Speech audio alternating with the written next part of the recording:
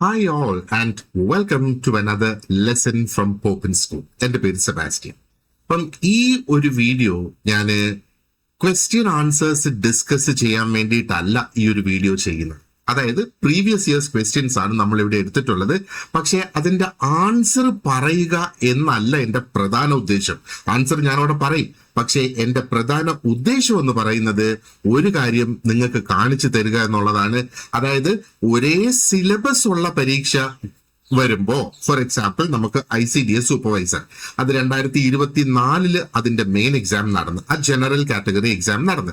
2025 അതിന് special recruitment ഉണ്ടായിരുന്നു. ഇപ്പോഴും അതിന്റെ സ്പെഷ്യൽ റിക്രൂട്ട്മെന്റിന്റെ എക്സാംസ് നടന്നുകൊണ്ടിരിക്കുക. അപ്പൊ 24, 25 പിന്നെ ഇപ്പം നടക്കുന്ന പരീക്ഷകള് എല്ലാം ആ പുതിയ സിലബസ് വന്നതിന് ശേഷമാണ് ആ പരീക്ഷകളൊക്കെ നടത്തിയിട്ടുള്ളത്. പക്ഷെ ഒരൊറ്റ ചോദ്യം പോലും എക്സാക്ട് ആയിട്ടുള്ള ഒരു റെപ്പറ്റീഷൻ വന്നിട്ടില്ല, അല്ലെ? നേരെ മറിച്ച് അവര് ആ ഒരേ തരത്തിൽ വരത്തക്ക രീതിയിലുള്ള ചോദ്യങ്ങൾ നമുക്ക് അതിനകത്ത് വന്നതായിട്ട് കാണാം.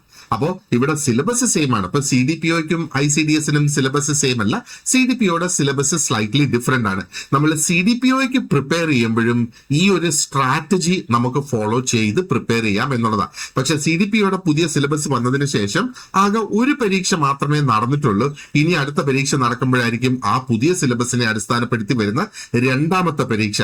പക്ഷെ ഈ ICDS സൂപ്പർവൈസറിന്റെ ക്വസ്റ്റ്യൻ പേപ്പറിൽ ഫോളോ ചെയ്യുന്ന അതേ കോൺസെപ്റ്റ് നമുക്ക് CDPOയുടെ ക്വസ്റ്റ്യൻ പേപ്പറിലും നമുക്ക് അപ്ലൈ ചെയ്ത് നമുക്ക് പുതിയ ക്വസ്റ്റ്യൻസ് എങ്ങനെ വരും എന്നുള്ളതിന് ഫോർകാസ്റ്റ് ചെയ്യാം എന്നുള്ളതാണ്. അപ്പോൾ എങ്ങനെയാണ് PSC ആ ഒരു syllabus areas same question repeat ചെയ്യാതെ, ഡയറക്റ്റ് ആയിട്ട് ക്വസ്റ്റ്യൻ റിപ്പീറ്റ് ചെയ്യാതെ സിലബസ് തന്നെ എങ്ങനെ റിപ്പീറ്റ് ചെയ്യുന്നു എന്നുള്ളത് നമുക്ക് നോക്കാം. അപ്പൊ ആദ്യം നമ്മൾ ഒന്ന് മനസ്സിലാക്കാൻ പോകുന്നത് ആ സെയിം ടോപ്പിക് തന്നെ എങ്ങനെ വ്യത്യസ്തമായ രീതിയിൽ അതിന്റെ ചോദ്യങ്ങൾ നമ്മളോട് ചോദിക്കാം എന്നുള്ള. അപ്പൊ ഒരു പേപ്പറിൽ ഒരുപക്ഷെ അതിന്റെ ഡെഫിനിഷൻ ആയിരിക്കും ചോദിച്ചിട്ടുണ്ടാവുക, മറ്റൊരു പേപ്പറിൽ അല്ലെങ്കിൽ അടുത്ത പരീക്ഷയ്ക്ക് ചിലപ്പം അതിന്റെ ആപ്ലിക്കേഷൻ ആയിരിക്കാം, അല്ലെങ്കിൽ അതിന്റെ ഫീച്ചേഴ്സ് ആയിരിക്കാം.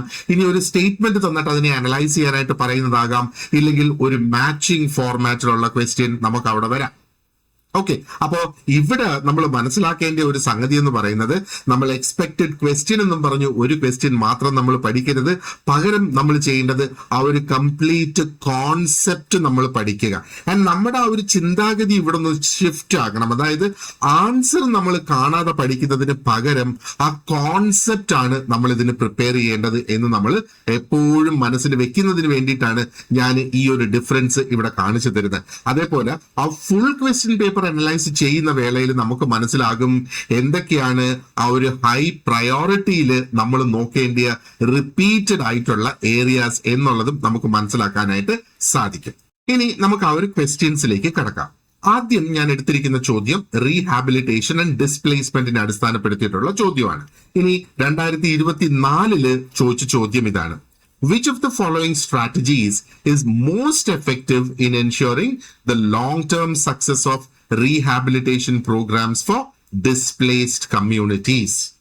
നിങ്ങൾ എല്ലാവരും ഒരുപക്ഷെ ഈ ചോദ്യം ഓൾറെഡി കണ്ടു കാണും. അപ്പോൾ ഓപ്ഷൻ C ആണ് ഇതിന്റെ അവര് എക്സ്പെക്റ്റഡ് ആൻസർ ആയിട്ട് വന്നതെന്ന് ഞാൻ വിചാരിക്കുന്നു. Okay, fine. അപ്പോൾ ആ ഒരു ആൻസറിലേക്ക് നമ്മൾ ഇപ്പൊ കടക്കണ്ട, നേരെ മറിച്ച് നമുക്ക് ക്വസ്റ്റ്യനിൽ മാത്രം ഫോക്കസ് ചെയ്ത് നിൽക്കാം. ഇനി 2025 ഇതേ റീഹാബിലിറ്റേഷനും ഡിസ്പ്ലേസ്മെന്റിനെ ബേസ് ചെയ്ത് വന്ന ചോദ്യം ഏതായിരുന്നു? അതായത് ഇത് ക്വസ്റ്റ്യൻ 14 ആയിരുന്നു. അത് ആ ഒരു പേപ്പറിൽ what is the key difference between resettlement and rehabilitation in the context of displaced persons and project affected persons. കുറച്ചും കൂടെ ടേംസ് ഇവിടെ കൂടുതൽ കൊണ്ടുവന്നല്ലേ. പ്രോജക്ട് എഫക്റ്റഡ് പേഴ്സൺസ് എന്ന് പറയുന്നത്, ഡിസ്പ്ലേസ്ഡ് പേഴ്സൺസ് എന്ന് പറയുന്നത്, റീസെറ്റിൽമെന്റ് ആൻഡ് റീഹാബിലിറ്റേഷൻ എന്നാ നേരത്തെ ചോദിച്ചിരുന്ന ആ ഒരു ചോദ്യം കണ്ടില്ലേ? നമുക്ക് ആ രണ്ട് ക്വസ്റ്റ്യൻസും കൂടെ ഒരുമിച്ചൊരു സ്ലൈഡിൽ വെച്ചിട്ട് നമുക്കൊന്ന് നോക്കിയാലോ? Let us look at it.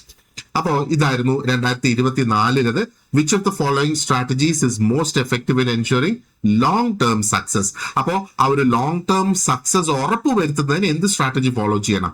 ഇവിടെ പറഞ്ഞത് എന്താണ് ആ ഒരു കീ ഡിഫറൻസ്? റീസെറ്റിൽമെന്റും റീഹാബിലിറ്റേഷനും തങ്ങളിലുള്ള ഡിഫറൻസ് എന്താണ്? അത് ഏത് കോണ്ടെക്സ്റ്റില് ആ ഒരു displaced persons and project affected persons എന്നുള്ള ആ ഒരു കോണ്ടെക്സ്റ്റില് എന്താണ് അതിന്റെ ആ ഒരു ഡിഫറൻസ് എന്നുള്ള. അപ്പൊ ഇവിടെ നോക്കിയേ, 2024 ചോദ്യ പേപ്പർ എന്താണ് നമ്മളെ ടെസ്റ്റ് ചെയ്തത്? അതിന്റെ പ്രിൻസിപ്പിൾ ആണ് നോക്കിയത് അല്ലേ, ആ ഒരു സക്സസ്ഫുൾ റീഹാബിലിറ്റേഷന്റെ പിന്നിൽ പ്രവർത്തിക്കുന്ന പ്രിൻസിപ്പിൾ എന്താണ് എന്നുള്ളത്. അപ്പോൾ ഈ ചോദ്യത്തിൽ നിന്ന് പ്രതീക്ഷിക്കുന്ന എന്താണ്, ആ ഒരു ഡിസ്പ്ലേസ്ഡ് കമ്മ്യൂണിറ്റീസിനെ എന്താ പറയേണ്ടത്, അവരുടെ ആ ഒരു പ്ലാനിങ്ങിലും ഡിസിഷൻ മേക്കിങ്ങിലും അവരെ കൂടെ ഇൻവോൾവ് ചെയ്ത് കൊണ്ടുവരണം. അപ്പൊ ഇവിടെ ആ ഒരു പാർട്ടിസിപ്പേറ്ററി റീഹാബിലിറ്റേഷനിലായിരുന്നു അതിന്റെ ആ ഒരു ഫോക്കസ് വന്നിരുന്നത്. അപ്പൊ ബേസിക്കലി ആ ഒരു പ്രിൻസിപ്പിളിലാണ് അത് ഫോക്കസ് ചെയ്തത്. എന്നാൽ 2025 വരുമ്പോഴോ ആ ഒരു കോൺസെപ്ഷൻ, ആ കോൺസെപ്റ്റിന്റെ ഡിഫറൻസ് അറിയാമോ, റീസെറ്റിൽമെന്റും റീഹാബിലിറ്റേഷനും തങ്ങളിലുള്ള ആ ഒരു ഡിഫറൻസ് എന്നുള്ള. അപ്പൊ ഇവിടെ സ്റ്റുഡൻസ് എന്താണ് മനസ്സിലാക്കിയിരിക്കേണ്ടത്, അതായത് റീസെറ്റിൽമെന്റ് എന്ന് പറയുന്നത് പ്രധാനമായിട്ടും റീലൊക്കേഷൻ ആണെന്നും റീഹാബിലിറ്റേഷൻ എന്ന് പറയുന്നത് കുറെ കൂടെ ഒരു ബ്രോഡർ പ്രോസസ് ആണ്. അതിനകത്ത് ആ മാറ്റി പാർപ്പിക്കുന്ന ആൾക്കാരുടെ ജീവിതമാർഗം, അവരുടെ livelihood restoration, socio cultural building, ഇതൊക്കെ അതിനകത്ത് വരും. അപ്പൊ ഇതിൽ നിന്ന് നമ്മുടെ പ്രധാനപ്പെട്ട ഒരു ടേക്ക് അവേ എന്താണ്, നമ്മൾ പ്രിപ്പയർ ചെയ്യുന്ന സമയത്ത് ഇതേപോലെയുള്ള ടോപ്പിക്സ് എടുക്കുമ്പോൾ 2 ലെവൽസിലുള്ള പ്രിപ്പറേഷൻ നമുക്ക് ഇവിടെ ആവശ്യമാണ്. ആദ്യം എന്താണ് നമ്മൾ അറിഞ്ഞിരിക്കേണ്ടത്, അതായത് ഡെഫിനിഷൻസ് അറിഞ്ഞിരിക്കണം. റീസെറ്റിൽമെന്റിന്റെ ഡെഫിനിഷൻ, റീഹാബിലിറ്റേഷന്റെ ഡെഫിനിഷൻ, കോമ്പൻസേഷന്റെ ഡെഫിനിഷൻ, ലൈവ്ലിഹുഡ് റെസ്റ്റോറേഷന്റെ ഡെഫിനിഷൻ എന്താണ്, പാർട്ടിസിപ്പേഷൻ എന്താണ്. അപ്പൊ ആ കോൺസെപ്റ്റുകൾ നമ്മൾ വ്യക്തമായിട്ട് മനസ്സിലാക്കിയിരിക്കണം. ഇനി രണ്ടാമതൊരു കാര്യം എന്താണ് നമ്മൾ ഇവിടെ പഠിക്കേണ്ടത്, എന്താണ് അതിന്റെ പിന്നിലുള്ള ആ ഒരു പ്രാക്ടിക്കൽ ലോജിക് എന്താണ്, അതായത് റീഹാബിലിറ്റേഷന്റെ പിന്നിലുള്ള പ്രാക്ടിക്കൽ ആയിട്ടുള്ള ആ ഒരു ലോജിക് എന്താണ്, പ്രത്യേകിച്ചും ആ ഒരു കമ്മ്യൂണിറ്റി പാർട്ടിസിപ്പേഷൻ, അവിടെ എന്താ പറയേണ്ടത്, ആ ഒരു ലോങ് കമ്മ്യൂണിറ്റി പാർട്ടിസിപ്പേഷന്റെ ലോങ് ടേം ഔട്ട്കംസ് ഒക്കെ നമ്മൾ ഇവിടെ വ്യക്തമായിട്ട് മനസ്സിലാക്കിയിരിക്കും. അപ്പൊ ആ ഒരു 2 സ്റ്റേജ് പ്രിപ്പറേഷൻ നമുക്ക് ഇതിന് വേണം. ആൻഡ് ഓരോ പോയിന്റ് നമ്മൾ പഠിക്കും തോറും നമ്മൾ മനസ്സിൽ ചിന്തിക്കണം, ഈ ഒരു പോയിന്റ് എങ്ങനെ ഒരു ചോദ്യമായി എന്റെ മുന്നിൽ വരാം എന്നുള്ളത്. ഇനി അടുത്ത ഒരു ഏരിയ നമുക്ക് ഇന്നത്തെ ഡിസ്കഷന് വേണ്ടിയിട്ട് എടുത്തത്, let's go to the question. Green house effect and green house gases, ഇത് രണ്ടും ഓൾമോസ്റ്റ് നമുക്ക് ഒരു സെഗ്മെന്റിൽ ക്ലബ് ചെയ്യാൻ പറ്റുന്ന ചോദ്യങ്ങളാണ്. ഇപ്പൊ 24 വന്ന ചോദ്യം എന്തായിരുന്നു, what is a primary mechanism through which the green house effect leads to global warming. ആ ഒരു ഗ്രീൻ ഹൗസ് എഫക്ട് ഗ്ലോബൽ വാർമിംഗിലേക്ക് നയിക്കുന്നതിന്റെ പ്രൈമറി മെക്കാനിസം എന്താണെന്നാണ് ചോദിക്കുന്നത്. എന്നാൽ 2025 അതേ ചോദ്യം വന്നപ്പോഴോ 2025 11ാമത്തെ ചോദ്യമായിരുന്നത്, which of the following statements about green house gases is or are correct എന്നുള്ളത്. ഇതിൽ ഏത് കറക്റ്റ് എന്നുള്ളത്, അപ്പൊ അതിന്റെ ഫീച്ചേഴ്സ് ആണല്ലോ അവിടെ കൊടുത്തേക്കുന്നത്, എന്നിട്ട് അതിൽ ഏത് കറക്റ്റ് എന്നുള്ളതാണ് അവിടെ ചോദിക്കുന്നത്. റൈറ്റ്. അപ്പോ 2 ചോദ്യങ്ങളും കൂടെ നമ്മൾ ഒന്നിച്ച് ഇവിടെ ഈ ഒരൊറ്റ സ്ക്രീനിൽ നോക്കുകയാണെന്നുണ്ടെങ്കിൽ 2026 ചോദ്യം നമുക്ക് കാണാം, അത് കുറെ കൂടെ ഡയറക്റ്റ് ആയിട്ടുള്ള ഒരു ക്വസ്റ്റ്യൻ ആണല്ലേ. ആൻഡ് ആ ഒരു മെക്കാനിസത്തിനെ തന്നെ അടിസ്ഥാനപ്പെടുത്തി ആ കോൺസെപ്റ്റിൽ നിന്നൊരു ഡയറക്റ്റ് ചോദ്യം ഇവിടെ വന്നിരിക്കുക. അപ്പൊ ഇവിടെ ഈ ചോദ്യം ചോദിക്കുന്നത് എങ്ങനെയാണ് ഗ്രീൻ ഹൗസ് എഫക്ട് ആ ഒരു ഗ്ലോബൽ വാർമിംഗിലേക്ക് നയിക്കുന്നത് എന്നാണ്. അപ്പൊ ഇവിടെ നമുക്ക് ഒരു പക്ഷേ ആ ഒരു ഇൻഫ്രാറെഡ് റേഡിയേഷൻ ട്രാപ്പിംഗ് ഒക്കെ മനസ്സിലാകുവാണെന്നുണ്ടെങ്കിൽ, അല്ലെങ്കിൽ ആ കോൺസെപ്റ്റ് അറിയാമായിരുന്നുവെങ്കിൽ ഈ ഒരു ചോദ്യത്തിന്റെ ഉത്തരം കൊടുക്കാനായിട്ട് സാധിക്കും. എന്നാൽ 2025 ക്വസ്റ്റ്യൻ നമ്മൾ നോക്കുമ്പോൾ അതൊരു സ്റ്റേറ്റ്മെന്റ് ബേസ്ഡ് ആയിട്ടുള്ള ക്വസ്റ്റ്യൻ ആയി നമ്മൾ കുറച്ചും കൂടെ കെയർഫുൾ ആയിട്ട് അതിനെ ആൻസർ ചെയ്യേണ്ട ഒരു സിറ്റുവേഷൻ അവിടെ വന്നു. ഇപ്പൊ രണ്ടാമത് കാണുന്ന ക്വസ്റ്റ്യൻ എന്ന് പറയുന്നത്, അതായത് നിങ്ങൾക്ക് അല്ലെങ്കിൽ ആ പരീക്ഷ എഴുതിയ വ്യക്തിക്ക് അവര് ആ സയന്റിഫിക്കലി കറക്റ്റ് ആയിട്ടുള്ള സ്റ്റേറ്റ്മെന്റ്സ് ഐഡന്റിഫൈ ചെയ്യാൻ സാധിക്കുന്നുണ്ടോ, ആൻഡ് ഓൾസോ അതിനെക്കുറിച്ചുള്ള ഇൻകറക്റ്റ് ആയിട്ടുള്ള സ്റ്റേറ്റ്മെന്റ്സിനെയും അവർക്ക് ഐഡന്റിഫൈ ചെയ്യാനായിട്ട് കഴിയുന്നുണ്ടോ. അപ്പൊ ഇതിന്റെ പിന്നിലെ ആ ഒരു ഐഡിയ എന്ന് പറയുന്നത് എന്താണ്, ഇതിന്റെ പിന്നിൽ ആ ഒരു ഐഡിയ എന്ന് പറയുന്നത് വീണ്ടും നമുക്ക് ആ കോൺസെപ്റ്റ് മനസ്സിലായിട്ടുണ്ടോ ഇല്ലയോ എന്ന് മനസ്സിലാക്കുക. അപ്പൊ വീണ്ടും എനിക്ക് പറയാനുള്ളത്, നമ്മൾ 1 ലൈൻ ആൻസേഴ്സ് ആയിട്ട് ഓർത്ത് വെക്കുക, അല്ലെങ്കിൽ നമ്മൾ മെമ്മറൈസ് ചെയ്യുക, ഇതിനെയൊക്കെ കംപ്ലീറ്റ് ആയിട്ട് ഒഴിവാക്കിയിട്ട് പകരം ഇതേപോലെയുള്ള ടോപ്പിക്സിന് അതിന്റെ പിന്നിലെ മെക്കാനിസം എന്താണ് എന്ന് നമ്മൾ വ്യക്തമായിട്ട് മനസ്സിലാക്കിയിരിക്കുക. ആൻഡ് അതിനെ ബേസ് ചെയ്ത് നമ്മൾ സ്റ്റേറ്റ്മെന്റ് ടൈപ്പ് ക്വസ്റ്റ്യൻസും കൂടെ അതോടൊപ്പം പ്രാക്ടീസ് ചെയ്യണം. ഇപ്പൊ നമ്മുടെ ക്ലാസ്സസിലെ എല്ലാ ടോപ്പിക്സിലും നമുക്ക് സ്റ്റേറ്റ്മെന്റ് ബേസ്ഡ് ആയിട്ടുള്ള ക്വസ്റ്റ്യൻസ് ഉണ്ട്. ആൻഡ് ഓരോ മോഡ്യൂൾസ് നമ്മൾ കംപ്ലീറ്റ് ചെയ്യുമ്പോഴത്തേക്ക് ആ ഒരു മോഡ്യൂളിനെ കംപ്ലീറ്റ് ആയിട്ട് അടിസ്ഥാനപ്പെടുത്തി കുറെ അധികം സ്റ്റേറ്റ്മെന്റ് ടൈപ്പ് ക്വസ്റ്റ്യൻസ് മാത്രം നമ്മൾ അങ്ങനെയും പ്രാക്ടീസ് ചെയ്യുന്നത് ഉണ്ട്. ഓക്കെ. ഇനി മൂന്നാമത് ഒരു സെറ്റ് ഓഫ് ക്വസ്റ്റ്യൻസ് നമുക്ക് നോക്കാം. അത് സെൽഫ് ഹെൽപ്പ് ഗ്രൂപ്പ്സിനെ SHGs അല്ലെ, അതിനെ അടിസ്ഥാനപ്പെടുത്തിയിട്ടുള്ള ചോദ്യങ്ങളാണ്. 2024 20ാമത്തെ ചോദ്യമായിരുന്നു, which among the following are the key principles under the social dimensions of SHG approach? അപ്പൊ ഇവിടെ പ്രിൻസിപ്പിൾസ് എന്താണെന്നാണ് ചോദിക്കുന്നത് അല്ലെ. ആൻഡ് ഈ 2025 15ാമത്തെ ചോദ്യമായിരുന്നു, which of the following statements is or are true regarding self help group program എന്നുള്ളതാ. അപ്പൊ ഈ രണ്ട് ചോദ്യങ്ങൾ തങ്ങളിൽ എന്തെങ്കിലും മെയിൻ ആയിട്ടുള്ള ഒരു ഡിഫറൻസ് നമുക്കിവിടെ കാണാനായിട്ടുണ്ടോ? 2024 അവിടെ ടെസ്റ്റ് ചെയ്യുന്നതെന്ന് പറയുന്നത് ആ SHGസിന്റെ സോഷ്യൽ ഡെവലപ്മെന്റ് കോൺസെപ്റ്റിനാണ് അവിടെ ടെസ്റ്റ് ചെയ്യുന്നത് അല്ലെ. കാരണം എന്താ, അതവിടെ ചോദിച്ചിരുന്നത് what is the principle behind SHG approach. അപ്പൊ അതിന്റെ സോഷ്യൽ ഡെവലപ്മെന്റ് കോൺസെപ്റ്റ് എന്ന് പറയുമ്പം എന്താ പറയേണ്ടത്, affinity, trust, participation, mutual responsibility, ഇതൊക്കെയാണ് അതിന്റെ പിന്നിൽ വരുന്നത്. എന്നാൽ 2025 വന്നപ്പോഴോ SHG ഒരു മൈക്രോ ക്രെഡിറ്റ് ആയിട്ടോ അല്ലെങ്കിൽ ഒരു കളക്റ്റീവ് ലയബിലിറ്റി മെക്കാനിസം എന്ന രീതിയിലേക്കൊക്കെ അത് മാറിയിരിക്കുന്നു. അതാണ് ആ ഒരു സ്റ്റേറ്റ്മെന്റ്സിൽ അവിടെ പറഞ്ഞേക്കുന്നത്. അപ്പോ ഇങ്ങനെയുള്ള ചോദ്യങ്ങൾ ആൻസർ ചെയ്യുന്നതിന് നമ്മൾ എന്താ ചെയ്യേണ്ടത്? അപ്പൊ നമ്മൾ വീണ്ടും ഒന്ന് ഇതിനകത്ത് ആ ഒരു സോഷ്യൽ ആസ്പെക്ട് ഈ ഒരു പരീക്ഷയ്ക്ക് വളരെ ഇമ്പോർട്ടന്റ് ആയിട്ട് നിൽക്കുന്നത് കൊണ്ട് അതിനെ നമ്മൾ ഒരു സോഷ്യൽ ഇൻസ്റ്റിറ്റ്യൂഷൻ ആയിട്ട് നമ്മൾ അതിനെ പഠിക്കണം. എന്നാൽ അതൊരു ഫൈനാൻഷ്യൽ മെക്കാനിസവും കൂടിയാണ് എന്നുള്ളത് നമ്മൾ മനസ്സിലാക്കിയിരിക്കണം. അതായത് SHG എന്താണ്, അതിന്റെ മൂല്യങ്ങള്, അതായത് അതിനകത്ത് ട്രസ്റ്റ് വരുന്നത്, പാർട്ടിസിപ്പേഷൻ വരുന്നത്, ആ ഒരു കളക്റ്റീവ് ഓപ്പറേഷണൽ ഫീച്ചേഴ്സ് അതിന് വരുന്നത്, അതൊക്കെയല്ലേ അതിന്റെ മൂല്യങ്ങളായിട്ട് വരിക. ഇനി മറ്റ് ഫീച്ചേഴ്സ് സേവിങ്സ് ആയിട്ട് ഉപയോഗിക്കാം, ഒരു ക്രെഡിറ്റ് ലിങ്കേജ് അവിടെ കൊണ്ടുവരാം, ഗ്രൂപ്പ് ലയബിലിറ്റി അവിടെ ക്രിയേറ്റ് ആകും, ഒരു ഗ്രൂപ്പ് ലയബിലിറ്റിയുടെ ഉത്തരവാദിത്വം കൂടും, കളക്റ്റീവ് റെസ്പോൺസിബിലിറ്റി അവിടെ ഉണ്ടാകും എന്നൊക്കെയാണ് അവിടെ പറയുന്നത് അല്ലെ. അപ്പോ അങ്ങനെയുള്ള കാര്യങ്ങളും നമ്മൾ ഇതിനകത്ത് പഠിക്കണം. ജസ്റ്റ് SHG എന്താണ് എന്ന് മാത്രം മനസ്സിലാക്കിയാൽ പോരാ. ഇനി അടുത്ത ഒരു ക്വസ്റ്റ്യൻ ഞാൻ ഇതിനകത്ത് എടുത്തിരിക്കുന്നത് ഇന്റർവ്യൂ മെത്തേഡ്സിനെ കുറിച്ചും റിസർച്ച് മെത്തഡോളജിയെ കുറിച്ചുമാണ് രണ്ട് ചോദ്യങ്ങൾ ഇവിടെ എടുത്തിട്ടുള്ളത്. ഇപ്പൊ 2024 വന്ന ചോദ്യം 23ാമത്തെ ചോദ്യമായിരുന്നു.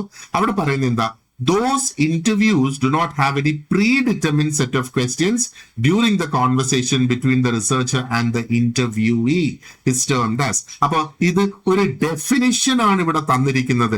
എന്നിട്ട് ആ ഡെഫിനിഷന്റെ പേരെന്താണെന്ന് കണ്ടുപിടിക്കാനാണ് പറയുന്നത് അല്ലെ. എന്നാ 2025 ഇതേ ചോദ്യം വന്നപ്പോഴോ which of the following is true about structured interviews? Structured ഇന്റർവ്യൂസിനെ കുറിച്ച് ഏതൊക്കെ ഇവിടെ ട്രൂ ആയിട്ട് വന്നു? നമുക്കറിയാം ഈ 20ാമത്തെ ചോദ്യത്തിന്റെ ഉത്തരം എന്ന് പറയുന്നത് അൺസ്ട്രക്ചേർഡ് ഇന്റർവ്യൂ ആണ്. എന്നാ 25 വന്നിരിക്കുന്ന ചോദ്യം എന്താണ്, അത് സ്ട്രക്ചേർഡ് ഇന്റർവ്യൂവിനെ കുറിച്ചാണ് ചോദ്യം വന്നേക്കുന്നത്. അപ്പൊ ഇവിടെ വീണ്ടും ഒരു ഇൻസൈറ്റ് നമുക്ക് കിട്ടുന്നുണ്ട്.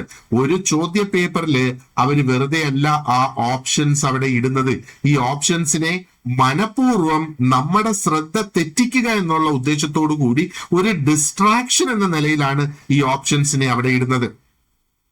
അപ്പൊ നമുക്ക് കൃത്യമായിട്ട് എന്താണ് അതിന്റെ ഡെഫിനിഷൻ എന്ന് അറിഞ്ഞെങ്കിൽ മാത്രമേ അതിന്റെ കറക്റ്റ് ആൻസർ നമുക്ക് കൊടുക്കാനായിട്ട് സാധിക്കുള്ളൂ. അപ്പൊ എപ്പോഴും ഓൾട്ടർനേറ്റ് ഓപ്ഷൻസ്, നമ്മുടെ കറക്റ്റ് ആൻസർ അല്ലാത്ത ഓൾട്ടർനേറ്റ് ഓപ്ഷൻസ് കൊണ്ട് എന്തൊക്കെ ചോദ്യങ്ങൾ വരാം, അല്ലെങ്കിൽ എന്താണ് ആ ഓൾട്ടർനേറ്റ് ഓപ്ഷൻസ് സൂചിപ്പിക്കുന്നത് എന്നൊക്കെയുള്ള കാര്യങ്ങളും നമ്മൾ വ്യക്തമായിട്ട് മനസ്സിലാക്കിയിരിക്കണം നമ്മൾ ആ പ്രീവിയസ് ഇയേഴ്സ് ക്വസ്റ്റ്യൻസ് പഠിക്കുന്ന ആ ഒരു സമയത്ത് അല്ലെ. അപ്പോ ഇവിടെ ഇനി ഈ രണ്ട് ചോദ്യങ്ങളും കൂടെ വെച്ചിട്ട് എങ്ങനെ നമുക്ക് അതിന്റെ ആ ഒരു ഡിഫറൻസിനെ നമുക്ക് മനസ്സിലാക്കാനായിട്ട് സാധിക്കും? 2024 ഡയറക്റ്റ് ഡെഫിനിഷൻ ബേസ്ഡ് ആയിട്ടുള്ള ക്വസ്റ്റ്യൻ ആയിരുന്നു അവിടെ വന്നത് അല്ലെ. അത് ശരിക്കും ഇറ്റ് ഗേവ് ദ മീനിങ്. ആ ഒരു അൺസ്ട്രക്ചേർഡ് ഇന്റർവ്യൂവിന്റെ ഒരു മീനിങ് തന്നിട്ട് അതിന്റെ എന്താ പറയേണ്ടത്, ആ ടേം ഐഡന്റിഫൈ ചെയ്യാൻ പറഞ്ഞു. എന്നാൽ 2025 വന്നപ്പോഴോ അതിന്റെ നേരെ ഓപ്പോസിറ്റ് ആയിട്ടുള്ള ഫോം ആണ് അവരവിടെ ചോദിച്ചത്. സ്ട്രക്ചേർഡ് ഇന്റർവ്യൂവിനെ കുറിച്ചാണ് അവിടെ ചോദിച്ചത്. അപ്പോ എന്താ പറയണ്ടേ, പക്ഷേ ആ ഒരു ചോദ്യത്തിൽ നമുക്ക് മൾട്ടിപ്പിൾ സ്റ്റേറ്റ്മെന്റ്സിനെ അവിടെ നമ്മൾ ഇവാലുവേറ്റ് ചെയ്ത്, ഇതും ഒരു സ്റ്റേറ്റ്മെന്റ് ടൈപ്പ് ക്വസ്റ്റ്യൻ ആണ് ഈ 2025 ചോദിച്ചത്. അപ്പൊ സ്റ്റേറ്റ്മെന്റ്സിനെ ഇവാലുവേറ്റ് ചെയ്ത് നമ്മൾ ആൻസർ ചെയ്യേണ്ട ഒരു സാഹചര്യമാണ് അവിടെ വന്നത്. അപ്പൊ ഇവിടെ നമ്മൾ ഓർത്തിരിക്കേണ്ട ഒരു സംഗതി എന്ന് പറയുന്നത്, റിസർച്ച് മെത്തഡോളജിയെ കുറിച്ച് നമ്മൾ പഠിക്കുമ്പോൾ നമ്മൾ ഒരു കമ്പാരിറ്റീവ് സ്റ്റഡിയും കൂടെ അവിടെ നടത്തണം. അതായത് ഒരു റിസർച്ച് മെത്തേഡിനെ എടുത്ത് മറ്റൊരു റിസർച്ച് മെത്തേഡുമായിട്ട് കമ്പയർ ചെയ്ത് എന്തൊക്കെയാണ് അതിന്റെ ഡിഫറൻസസ് എന്ന് നമുക്ക് മനസ്സിലാക്കണം. അപ്പോ എന്താ പറയേണ്ടത്, നമ്മൾ സ്ട്രക്ചേർഡ് എന്താണെന്ന് പഠിക്കുന്നത്, സെമി സ്ട്രക്ചേർഡ് എന്താണെന്ന് പഠിക്കുന്നത്, അൺസ്ട്രക്ചേർഡ് എന്താണ്, അങ്ങനെയുള്ള ഇന്റർവ്യൂസ് എന്താണെന്നൊക്കെ നമ്മൾ പഠിക്കുന്നത്. അത് നമ്മൾ ഐസൊലേറ്റഡ് ആയിട്ടുള്ള ഇൻഡിവിജ്വൽ ഡെഫിനിഷൻസ് ആയിട്ട് നമ്മൾ ഓൾറെഡി പഠിക്കുന്നുണ്ട്. അത് വേണം. പക്ഷേ നമ്മൾ അതിനെ കമ്പയർ ചെയ്യണം. എന്തിന്റെയൊക്കെ അടിസ്ഥാനത്തിൽ കമ്പയർ ചെയ്യണം? ഒന്ന് സ്റ്റാൻഡർഡൈസേഷനെ അടിസ്ഥാനപ്പെടുത്തി കമ്പയർ ചെയ്യണം, ഫ്ലെക്സിബിലിറ്റിയെ അടിസ്ഥാനപ്പെടുത്തി കമ്പയർ ചെയ്യണം. അതിനകത്ത് വരുന്ന ആ ഒരു ഓർഡർ ഓഫ് ക്വസ്റ്റ്യൻസ് ഉണ്ടല്ലോ, ക്വസ്റ്റ്യൻസിന്റെ ഓർഡർ, അതിനെ അടിസ്ഥാനപ്പെടുത്തി നമ്മൾ അതിനെ കമ്പയർ ചെയ്യണം. അതിൽ എന്തൊക്കെ തരത്തിലുള്ള ഡേറ്റ ആണ് ക്യാപ്ചർ ചെയ്യുന്നത്, അതിനെ അടിസ്ഥാനപ്പെടുത്തി കമ്പയർ ചെയ്യണം. ആൻഡ് ആ ഒരു ഇന്റർവ്യൂവറിന്റെ കൺട്രോൾ ഉണ്ടല്ലോ ആ ഒരു സർവേയില്, അതിനെ അടിസ്ഥാനപ്പെടുത്തിയിട്ട് കമ്പയർ ചെയ്യണം. ആൻഡ് ഇതിനകത്ത് എന്തുമാത്രം ക്വാളിറ്റേറ്റീവ് റിസർച്ച് വരുന്നുണ്ട്, അതിനെയും അടിസ്ഥാനപ്പെടുത്തി നമ്മൾ കമ്പയർ ചെയ്ത് പഠിക്കണം. അപ്പോ നമ്മൾ ജസ്റ്റ് ആ കോൺസെപ്റ്റ് മാത്രം പഠിച്ചാൽ പോരാ, ഒരു സ്റ്റെപ്പും കൂടെ മുന്നോട്ട് പോയി അതിന്റെ കമ്പാരിസണും കൂടെ നമ്മൾ പഠിക്കണം.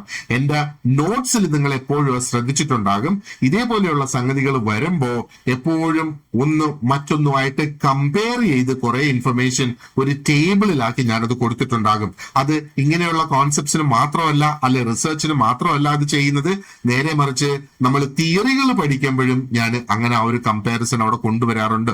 ഇപ്പൊ നമുക്ക് മനസ്സിലായല്ലോ ആ ഒരു കമ്പാരിസന്റെ പ്രാധാന്യം എന്താണ് എന്നുള്ളത്. ഇനി നമുക്ക് അടുത്ത ഒരു സെറ്റ് ഓഫ് ക്വസ്റ്റ്യൻസും കൂടെ നോക്കാം.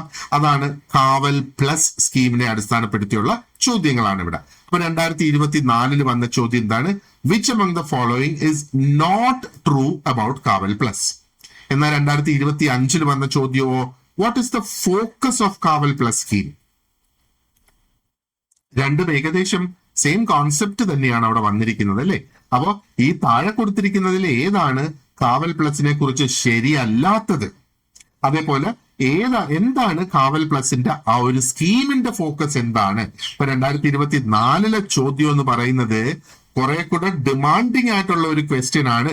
കാരണം ആ ചോദ്യം ഒരു നോട്ട് ട്രൂ ഫോർമാറ്റ് ആണ് അവിടെ ഉപയോഗിച്ചിരിക്കുന്നത്. എന്നിട്ട് 4 സ്റ്റേറ്റ്മെന്റ്സ് അവിടെ തന്നിട്ടുണ്ട് അല്ലെ.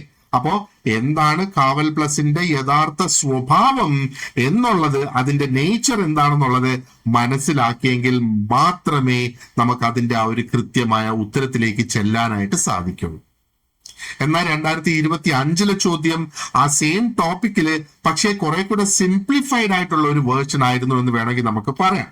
അപ്പൊ ഇവിടെ ഒരു ഡയറക്റ്റ് ആയിട്ടുള്ള ഒരു പേർപ്പസ് ബേസ്ഡ് ആയിട്ടുള്ള ഒരു ചോദ്യമാണ് ഇതിനകത്ത് ഇവിടെ വന്നതല്ലേ. ആ ഒരു സ്കീമിന്റെ ബ്രോഡ് ഫോക്കസ് എന്തായിരുന്നു എന്നുള്ളതാണ് ഇവിടെ ചോദിക്കുന്നത്. അപ്പൊ ഇവിടെ നമ്മൾ എന്താണ് മനസ്സിലാക്കേണ്ടത്? ഈ കാവൽ പ്ലസ് എന്ന് പറയുന്നത് എന്താ? ഒരു വെൽഫെയർ സ്കീമാണ്, ഒരു ക്ഷേമ പദ്ധതിയാണ്, അതല്ലേ. അപ്പൊ ഇവിടെ നമ്മൾ നോക്കേണ്ടത് ആ ക്ഷേമ പദ്ധതിയുടെ എയിംസ് നമ്മൾ പഠിക്കണം.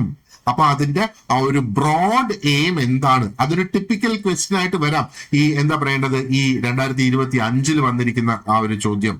അപ്പൊ ഇവിടെ അതിന്റെ എയിം മാത്രം അറിഞ്ഞാൽ പോരാ, എന്താണ് അതിന്റെ ടാർഗറ്റ് ഗ്രൂപ്പ്, ഏത് ഗ്രൂപ്പിനെ ടാർഗറ്റ് ചെയ്തിരിക്കുന്നത്, അത് ഇംപ്ലിമെന്റ് ചെയ്യുന്നതിന്റെ ആ ഒരു സാഹചര്യം എന്താണ്, എന്ത് തരത്തിലുള്ള സർവീസ് ആണ് അവർ പ്രൊവൈഡ് ചെയ്യുന്നത്, ആൻഡ് എന്തൊക്കെയാണ് ഈ ഒരു സ്കീമുമായിട്ട് അസോസിയേറ്റ് ചെയ്ത് വരുന്ന കീ ഫ്രേസസ് എന്നൊക്കെയുള്ളത് നമ്മൾ മനസ്സിലാക്കണം. പരീക്ഷകളില് ആ ഒരു സെയിം സ്കീം തന്നെ അത് പല രീതിയിൽ നമ്മുടെ മുന്നിൽ വരാം. ഒന്ന് ചിലപ്പോൾ ആ ഒരു സ്കീമിന്റെ തന്നെ ഫോക്കസ് എന്തായിരിക്കും, ഇനി അതും അല്ലെങ്കിൽ വളരെ ഡിഫിക്കൽട്ട് ആയിട്ടുള്ള സ്റ്റേറ്റ്മെന്റ് അനാലിസിസ് ചെയ്യത്തക്ക രീതിയിലുള്ള ചോദ്യങ്ങളായിരിക്കും ഒരുപക്ഷെ നമ്മുടെ മുന്നിലേക്ക് ഇട്ട് തരിക.